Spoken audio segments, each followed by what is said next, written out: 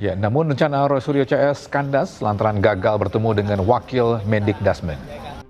Assalamualaikum warahmatullahi wabarakatuh. Balik lagi teman-teman di channel kajian online. Wakil Presiden kita Mas Gibran Rakeraka menolak proposal damai yang diajukan oleh Roy Suryo CS. Ya teman-teman, dalam proposal perdamaian itu di sini Subhan, inisiator yang menggugat ijazah Wakil Presiden Mas Gibran Raka Buming Raka, meminta sejumlah uang sebagai ganti rugi. Dan tentu nominalnya sangat besar teman-teman.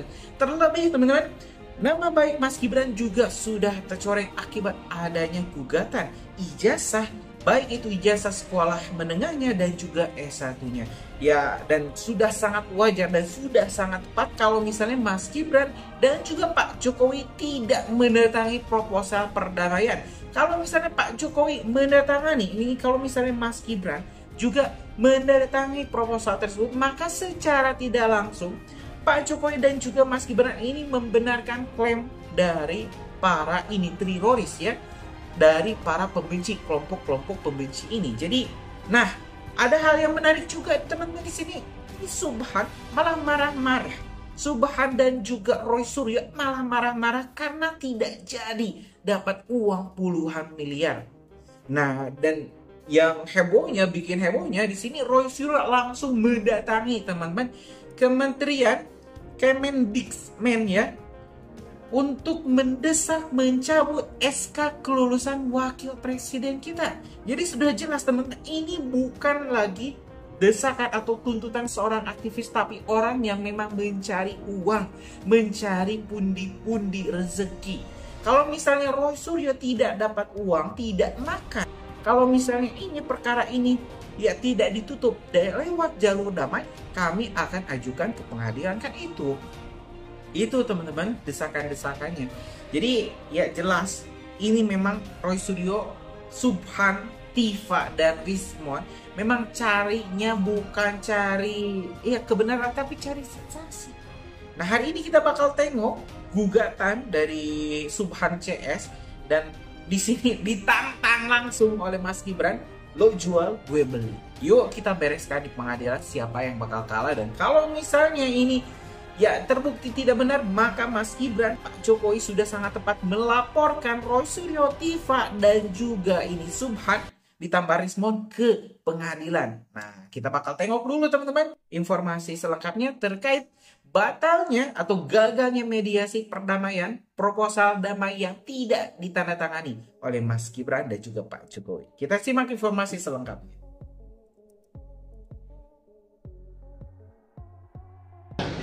Hari ini tidak atau belum tercapai kesepakatan.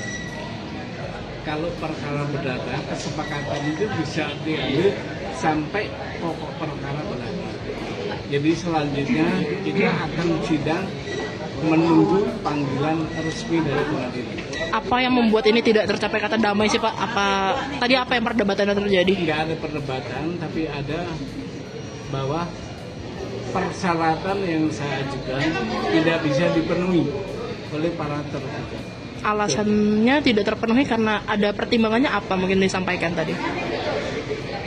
Ya, kelihatannya pertimbangannya karena institusi. Gitu. Ya. Pak, persyaratan apa yang nggak bisa dipenuhi Pak? Saya menyarankan dua.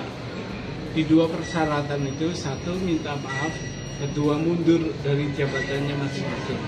Tapi itu nggak bisa dipenuhi. Itu aja. Dua-duanya berarti? Tidak mau, Pak. Ya, dua-duanya tidak memenuhi persyaratan apa yang saya minta. Minta maaf juga enggak? Usulan lain nggak sih Pak yang diajuin dari pihak tergugat Pak? Untuk enggak, intinya itu aja. Intinya itu.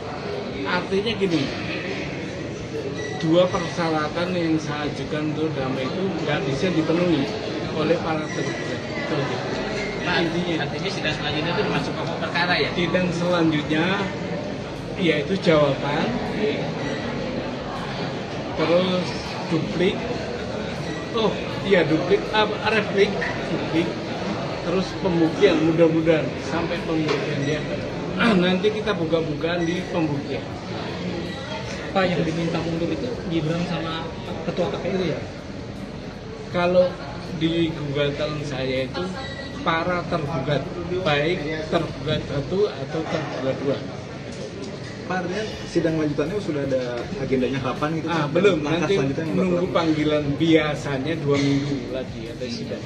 Sidang 2 minggu lagi itu biasanya membacakan gugatan dan menyusun jadwal berikutnya gitu ya. Artinya ini kembali ke tuntutan awal yang 125 triliun itu, Pak? Iya betul. Ya, Dari pihak Gibran sendiri ada melakukan upaya damai di luar pengadilan nggak, Pak? kita lihat, mudah-mudahan ada, karena ini untuk kebaikan ya, untuk kebaikan bangsa kita. Mudah-mudahan ada, mudah-mudahan ya. Saya tetap berharap baik aja sama Gibran, saya berharap baik aja.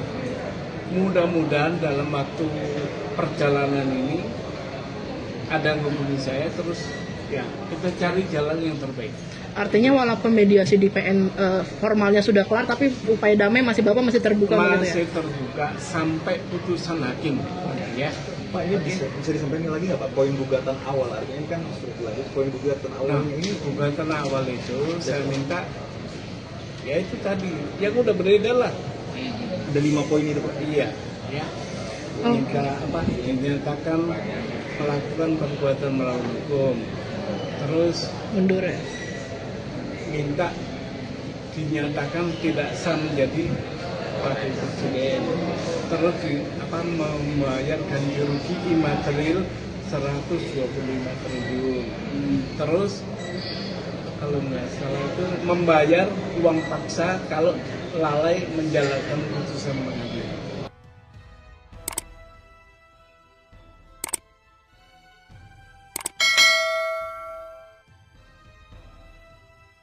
Ya, namun rencana Roy Suryo CS kandas lantaran gagal bertemu dengan Wakil Mendikdasmen. Ya, bisa Roy Suryo CS datang ke kantor Kementerian Pendidikan Dasar dan Menengah. Kedatangan mereka untuk bertanya tentang berkas ijazah Gibran Rakabuming Raka kepada Kementerian Pendidikan Dasar dan Menengah. Roy Suryo CS mempertanyakan keabsahan dokumen ijazah Gibran yang menyebut Gibran telah menyelesaikan pendidikan grade 12 di Australia tahun 2006. Namun Roy Suryo CS kecewa lantaran batal ditemui oleh Wakil Mendikdasmen. Yatib Latiful Hayat ini disebut berhalangan dan tiba-tiba ada agenda di DPR. Kita akan diterima oleh Bapak Wakil Menteri yang sudah berjanji sejak kemarin, yaitu Bapak Profesor Alif Latiful Hayat, ya. Tapi apa yang terjadi, ya? Sampai di dalam kami mendapatkan keterangan dari Bapak Pak Ses Mendikmenjur, ya, Pak Dr. Eko Sulistyo dan Pak Anang dari Ketua PPID, bahwa Pak Wamen ingkar janji. Ya, Wamen tiba-tiba menyatakan ada acara di DPR. Ya, dan kami sempat akan langsung keluar tadi karena apa? Pernyataan yang ada pada Pak Dr. Eko Sulistyo dan juga Eko Susanto, maaf, makasih Mas Michael, dan Pak Anang PPD sama persis dengan pernyataan yang dulu pernah kami terima. Tapi ada hal yang sangat menarik. Jadi nanti akan didetailkan oleh Pak Rismon. Tapi Pak Eko meralat pernyataannya yang terdahulu bahwa waktu itu ada Michael juga ya waktu itu.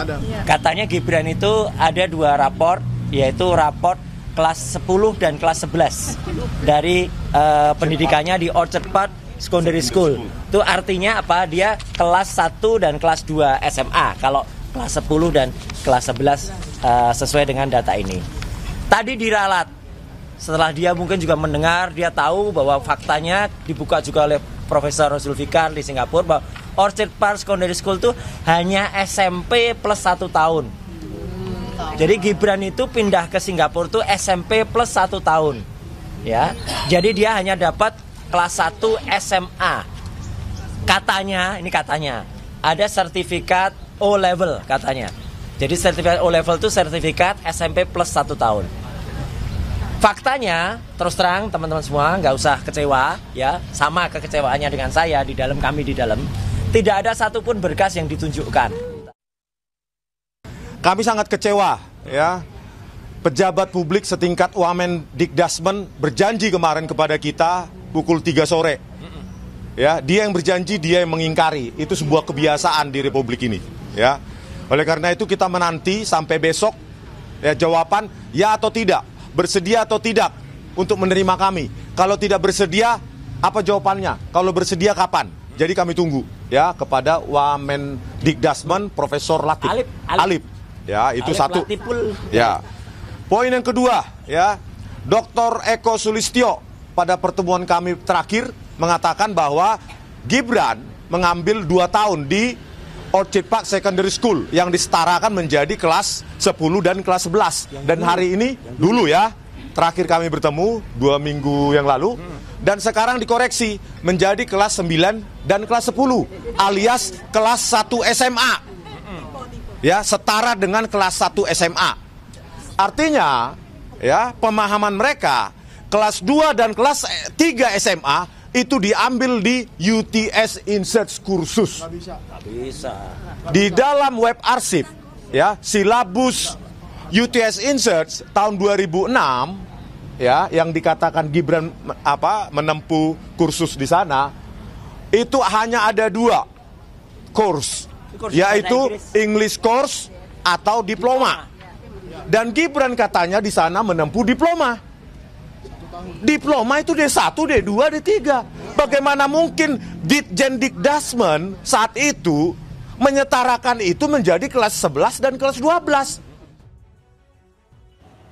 Pemirsa, pegiat media sosial Dr. Tifauzia Tiasuma atau yang dikenal Dr. Tifa tengah menyusun penelitian terkait silsilah leluhur Presiden ke-7 Indonesia Joko Widodo. Penelitian dilakukan berdasarkan banyaknya rumor dan versi berbeda mengenai asal-usul Jokowi yang beredar di masyarakat selama bertahun-tahun.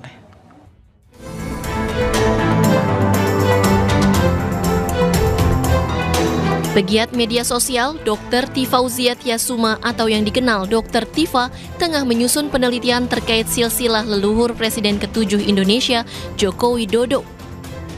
Sebagai peneliti, Dr. Tifa memiliki tanggung jawab untuk mencari kebenaran dan menyajikan informasi faktual tentang banyaknya rumor dengan versi berbeda mengenai asal-usul Jokowi.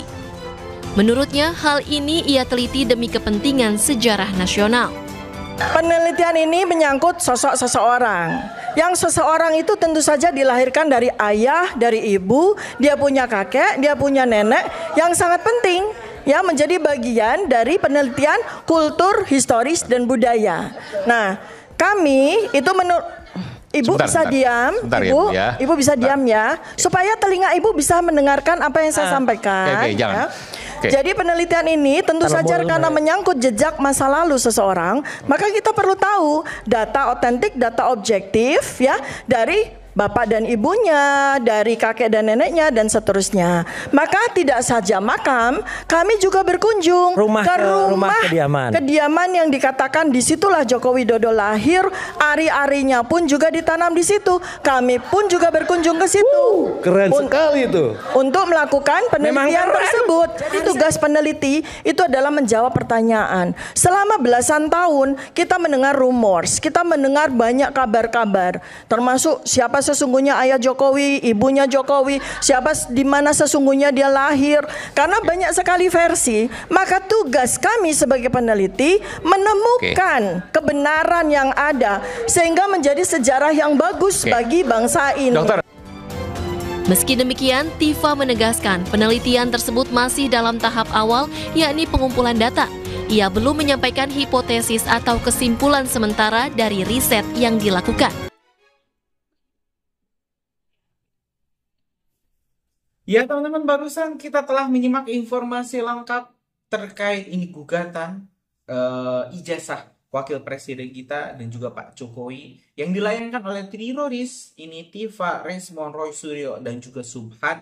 Yang jelas-jelas teman-teman ini proposal damai yang diajukan oleh Roy Suryo dan juga Subhan tidak masuk akal.